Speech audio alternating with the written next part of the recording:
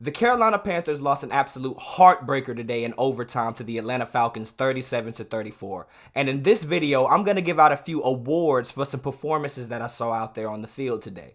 And we're going to get into that right after this. I'm from the foe, you dig?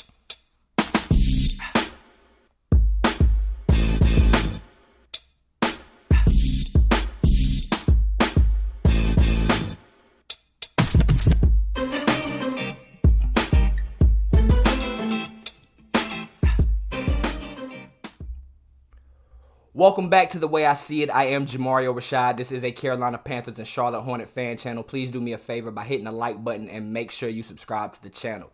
Now that that's out of the way, let's go ahead and dive into the main topic of the video.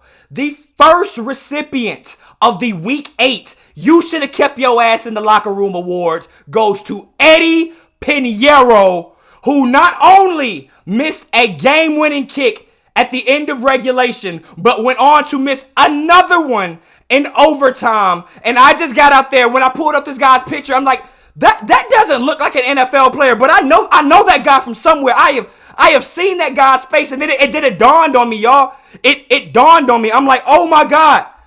That is Rey Mysterio without the mask out there playing kicker. Oh my God, this 50-something-year-old man is pursuing a new career in the NFL, and nobody told me. Why did we go out and get Rey Mysterio to kick field goals for us? He cost us the game. Rey, go back to the WWE and do some more 619s, my boy, because we do not need you on the field. And you shall, and I mark these words, you shall be cut in the next 24 hours. So Eddy, Rey Mysterio, Pineiro, you should have kept your ass in the locker room, homeboy. Congratulations. Moving on to the next recipient of this same award, CJ Burnt Toast Henderson. Week after week, play after play, drive after drive, we have to watch your ass go out there on the field and get burnt. You got your weekly penalty that you do each and every week, and I don't give a damn about that little interception because, sir, you are the reason why they scored and were able to go ahead to actually force us to go to overtime. Not only did you give up the catch to Demir Bird, you gave the most ass effort I have ever seen in my life trying to chase the guy down. So CJ Burnt Toast Henderson, if your ass could get cut tomorrow too, I would be shouting up and down the aisles, my boy. So for that reason, you are a Week 8 recipient of the You Should Have Stayed Your Ass in the Locker Room award. Congratulations, CJ Henderson.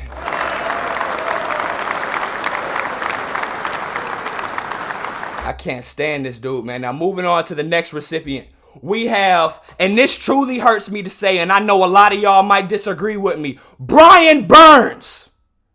Brian Burns, it has been in the news all week, or it has been fire all over the trade rumors, whether you see it on TV, on Twitter, wherever you consume your news from. The Carolina Panthers, as reported by Adam Schefter and a video made by me, has in fact turned down 2 first-round picks for the services of Brian Burns that were offered to us by, I'm assuming, some contender. Well, this guy went out there and he did not give us absolutely anything in the clutch. What hurts me the most is when Marcus Mariota actually broke off at the end of the game to get that big long run to actually put them in position to kick the field goal. It was Brian Burns that missed the tackle. I watched him throughout the game over pursue time after time. He rarely got any pressure. And for a guy that we passed up on 2 firsts for, you have to be able to come through in the clutch and absolutely deliver something for us. And for that reason, as much as it pains me to say, Brian Burns, you should have stayed your ass in the locker room, sir. Congratulations.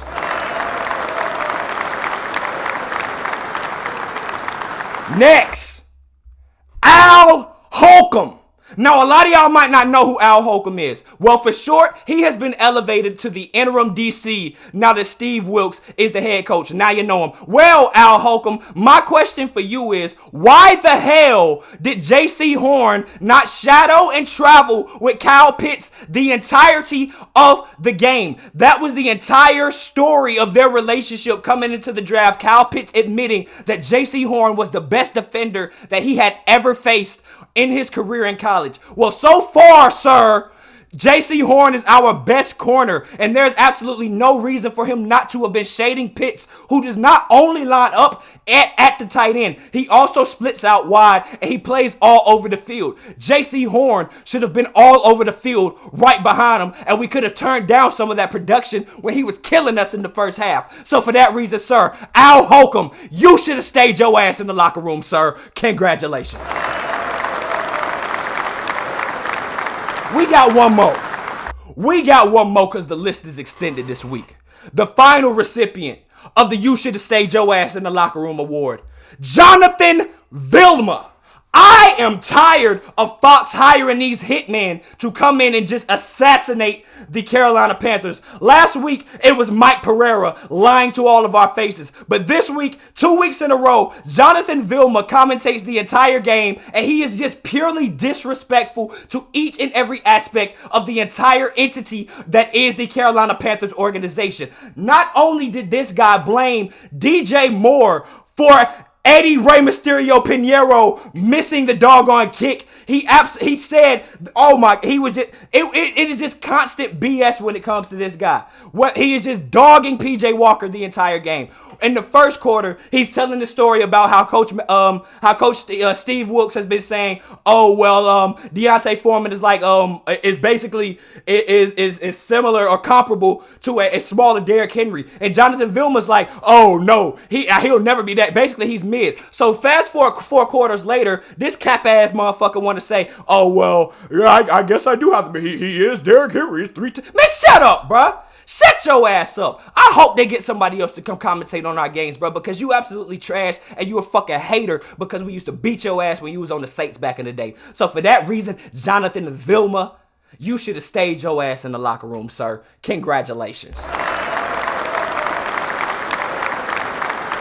Now let's move forward to a more positive part of these awards. I want to talk about the first winner of the Curtis Jackson Hate It or Love It Award, PJ Walker. Hate it or love it, the underdogs on top, and I'm gonna shine, homie, until my heart stops. Because hate it or love it, man, that guy went out there and he did his thing today. There were a lot of complaints about him being gun shy or possibly a lot of overthrows and stuff early in the game where he looked like he had the jitters. But once that second half was over and Steve Wilkes gave him that Space Jam juice and he came back out there on the field, man, PJ Walker was an absolute baller. In the fourth quarter and overtime, he produced over 100 yards throughout the air, and he and DJ Moore got a wavelength that DJ Moore and Baker had not been able to get on for 6 weeks this entire year. So for that reason, man, you can hate it, you can love it, but PJ Walker was an absolute baller out there, and for that reason, he is the inaugural winner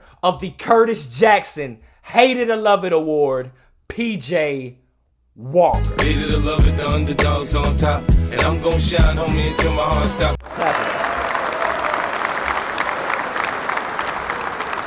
Shout out to you, PJ, man. Now moving on to the next award. This is the first of this award too. Now he is the first winner of the Anthony Hamilton Award, Deontay Foreman. For the second week in a row, he comes out and puts up 118 yards. This week, scoring 3 touchdowns on 26 carries, being the catalyst in the backfield, showing that he can be the bell cow, and he was deserving of a lot more touches than he got before the departure of Christian McCaffrey, and we were fools as an organization not to use him in tandem with him before. But he was an absolute baller out there today. He was the reason for 21 of our points, and for that reason, I have to go ahead and deem him the first winner of the Anthony Hamilton Award, Deontay Foreman.